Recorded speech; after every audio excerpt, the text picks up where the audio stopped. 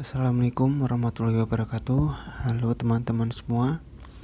Kali ini saya akan berbagi informasi tentang pengertian dari sistem proyeksi dan koordinat pada peta dalam suatu sistem informasi geografis. Sebelumnya, tahukah kalian apa itu SIG atau sistem informasi geografis? SIG adalah sistem informasi khusus yang mengelola data yang mempunyai informasi spasial atau bereferensi keuangan.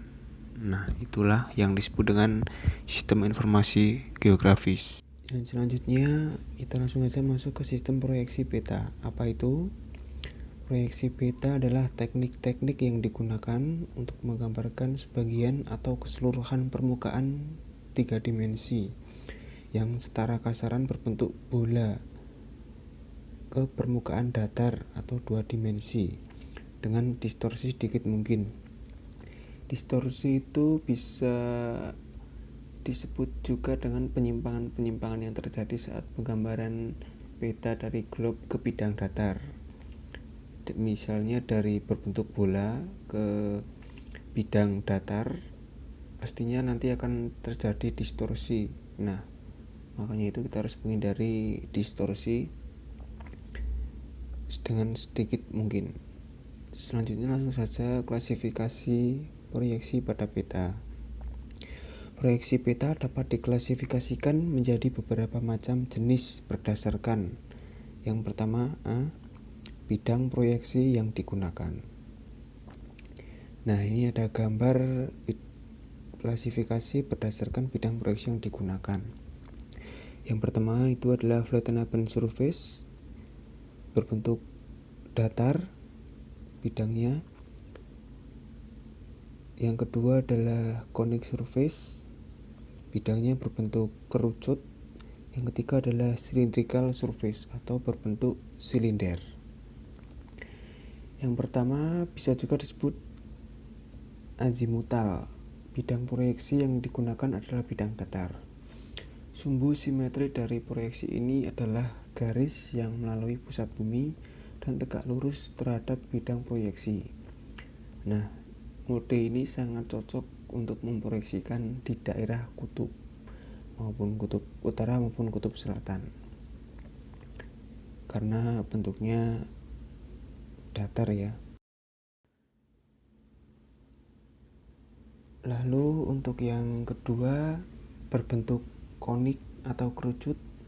Bidang proyeksi yang digunakan bentuknya kerucut. Sumbu simetri dari proyeksi ini adalah sumbu dari kerucut yang melalui pusat bumi.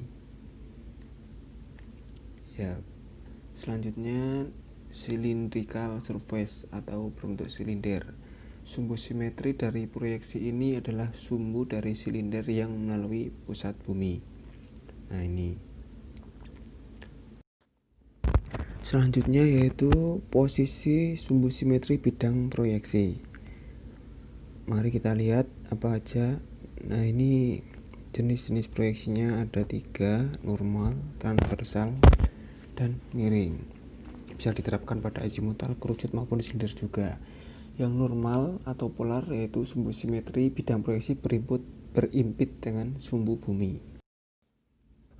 Lalu yang kedua, transversal atau ekuatorial, sumbu simetri bidang proyeksi tegak lurus terhadap bumi. Jadi biasanya tegak lurus dengan sumbu bumi ya. Setelah itu yang ketiga, miring atau oblique. Sumbu simetri bidang proyeksi ini membentuk sudut terhadap sumbu bumi. Oke, bisa diterapkan pada azimutal, kerucut, silinder bisa. Lalu yang C, kedudukan bidang proyeksi terhadap bumi. Kita lihat isinya apa saja. Ada 2 jenis yaitu tangen dan sekan. Tangen atau menyinggung, yaitu berarti apabila bidang proyeksi bersinggungan dengan permukaan bumi. Nah, itu berarti disebut tangen. Yang pertama. Lalu yang kedua, sekan, memotong, apabila bidang proyeksi berpotongan dengan permukaan bumi. Ini memotong ya ini. Oke, yang selanjutnya nomor 4 atau D, berdasarkan ketentuan geometrik yang dipenuhi. Pengertiannya yaitu proyeksi ekuidistan yang pertama. Jarak antara titik yang terletak di atas peta sama dengan jarak sebenarnya di permukaan bumi dengan memperhatikan faktor skala pada peta. Yang kedua, proyeksi konform. Besar sudut atau arah suatu garis yang digambarkan di atas peta sama dengan besar sudut atau arah sebenarnya di permukaan bumi. Sehingga dengan memperhatikan faktor skala peta, bentuk yang digambarkan di atas peta akan sesuai dengan bentuk yang sebenarnya di permukaan bumi. Lalu yang ketiga adalah proyeksi ekuivalen. Luas permukaan yang digambarkan di atas peta sama dengan luas yang sebenarnya di permukaan bumi. Tentunya juga dengan memperhatikan faktor skala peta. Nah, itu tadi jenis-jenis klasifikasi proyeksi pada peta.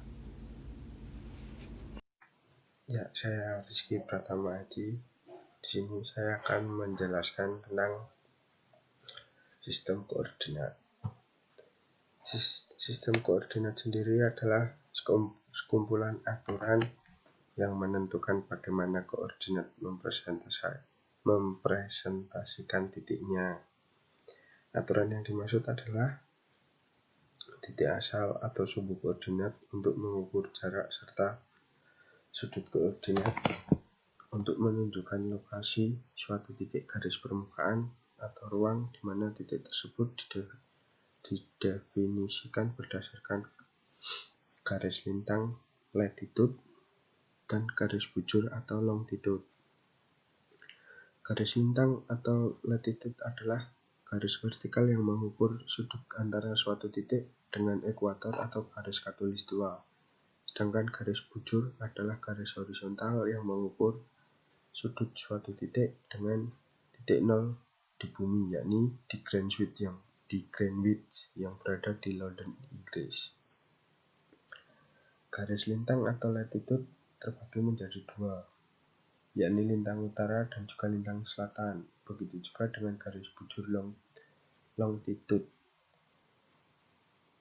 yang juga terbagi menjadi dua, yakni garis bujur barat dan juga garis bujur timur. Biasanya garis lintang disimbolkan dengan huruf X, sedangkan garis bujur disimbolkan dengan huruf Y.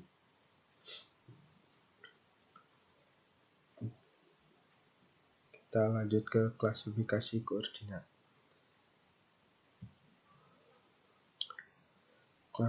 Klasifikasi proyeksi peta. Biasanya untuk menentukan koordinat dalam proyeksi peta dapat menggunakan sistem koordinat Cartesian dan juga sistem koordinat polar yang dapat diklasifikasikan berdasarkan dimensinya, yaitu sistem koordinat 2 dimensi dan juga sistem koordinat 3 dimensi, di mana sistem koordinat Cartesian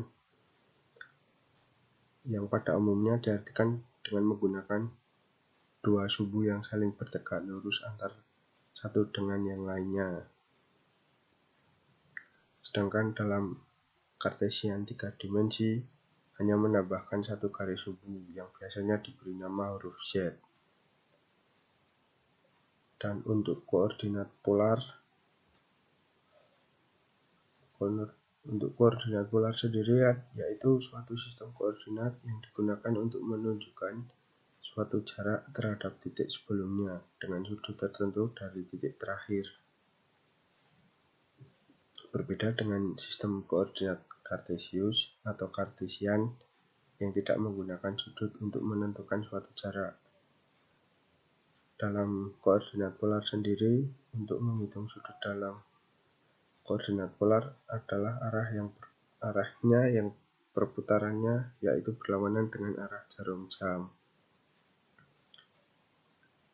Sementara untuk sistem sumbunya untuk yang 2 dimensi tetap menggunakan garis tegak lurus sumbu X dan sumbu Y Sedangkan untuk sistem 3 dimensi tetap menggunakan 3 sumbu, alias menambahkan 1 sumbu tegak, yaitu sumbu Z. Sekian penjelasan dari saya. Apabila ada kesalahan, saya mohon maaf.